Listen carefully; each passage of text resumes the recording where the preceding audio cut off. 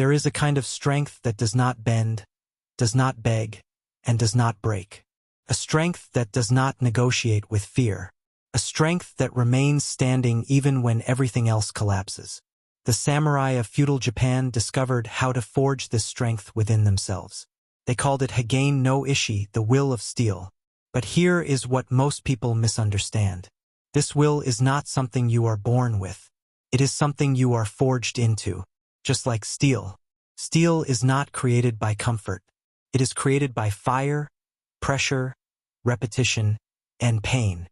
And the samurai spent centuries perfecting this process. They called it Bushido, the way of the warrior. Not a philosophy of fighting, but a system for creating a spirit that cannot be broken by fear, failure, or loss. Today, you will learn exactly how this process works. Chapter 1: The Collapse. This story begins with a man named Marcus. Marcus was 34 years old, an entrepreneur, founder of a fast-growing tech startup. For 5 years, he sacrificed everything for the business. Sleep, health, relationships, peace. And for a while it worked. Revenue grew. Investors arrived. The team expanded. Marcus believed he was winning. Then everything collapsed. A larger competitor released a product that destroyed his market. 2 investors pulled out. Key employees resigned. And one night, alone in his office at 2 a.m., Marcus realized something terrifying. He did not know who he was without success. His entire identity was built on winning. And now that he was losing, he was breaking. Anxiety came first, then insomnia, then panic attacks.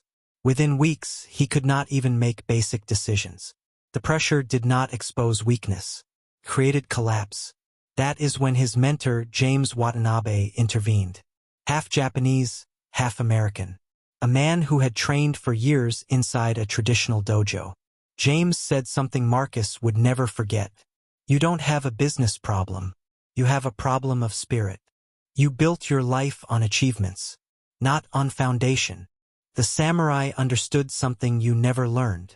They forged a will stronger than circumstance itself. Chapter 2: The Fire.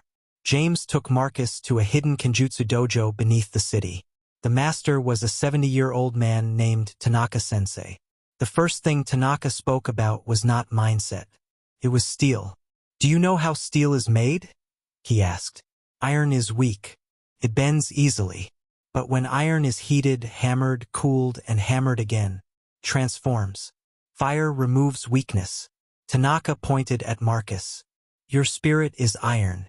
The first real pressure bent it. Bushido is the process of becoming steel. You cannot skip the fire. Marcus expected breathing exercises, meditation. Tanaka laughed. Bushido is not about adding techniques. It is about removing weakness. Chapter 3: Facing the Void. Tanaka asked one question. What do you fear most? Marcus spoke about money, failure, reputation. Tanaka shook his head. No. That is what you think you fear. What do you really fear? Silence filled the room. Finally, Marcus whispered, I'm afraid of being nobody, of being ordinary, forgettable. Tanaka nodded. Good. Now we begin. You built your entire life running from this fear. When success disappeared, the fear returned. The samurai had a solution. They confronted death daily. Not symbolically, mentally, visually, intentionally. Every morning, Marcus was ordered to sit in silence for 20 minutes and visualize his own death. His body failing. The world continuing without him. Marcus hated it. But Tanaka explained, when you face death daily, nothing else controls you. Fear loses authority. Chapter 4: The Fire continues.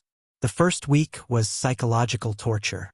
But by the second week, something changed. The fear weakened.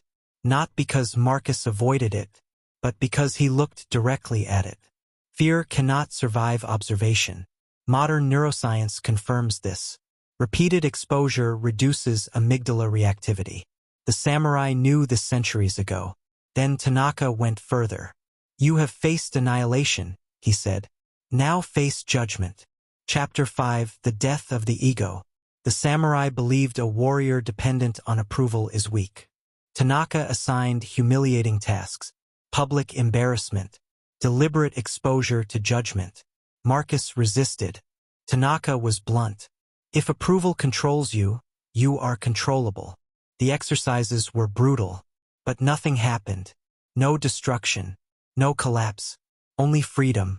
Marcus realized something shocking. Judgment had power only because he gave it power. The samurai called this impermanence. Praise fades. Criticism fades.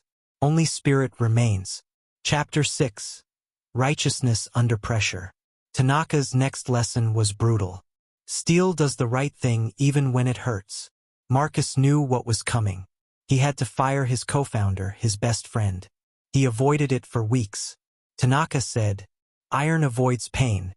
Steel accepts it." Marcus made the decision. The conversation destroyed a friendship. He left emotionally shattered. Tanaka nodded. "You were forged today." Chapter 7. Form over feeling. Tanaka introduced ritual discipline. Not motivation. Not flexibility. Form. Wake at 4:30 a.m. Visualization. Training. Cold exposure. No negotiation. Steel does not negotiate. Marcus struggled, but the form reshaped him. By day 21, resistance disappeared. Discipline became identity.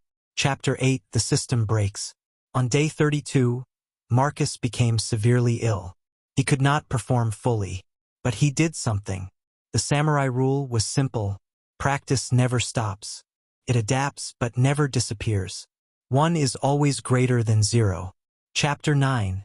The poison of success. As the business improved, temptation appeared. "You deserve rest." Tanaka warned him. "Victory dulls blades." Marcus continued. Because the practice was no longer about results. It was about being. Chapter 10. Identity over circumstance. When crisis returned, family illness, business loss, Marcus did not break. He adapted the practice. Because the practice did not serve circumstances. Circumstances served practice. Chapter 11. The forging complete. After 100 days, Tanaka spoke. "These days did not make you strong. They removed what was weak. Fear, ego, negotiation. What remained was steel." Chapter 12. The truth. 6 months later, Marcus lost the business. Completely. And for the first time in his life, he was intact.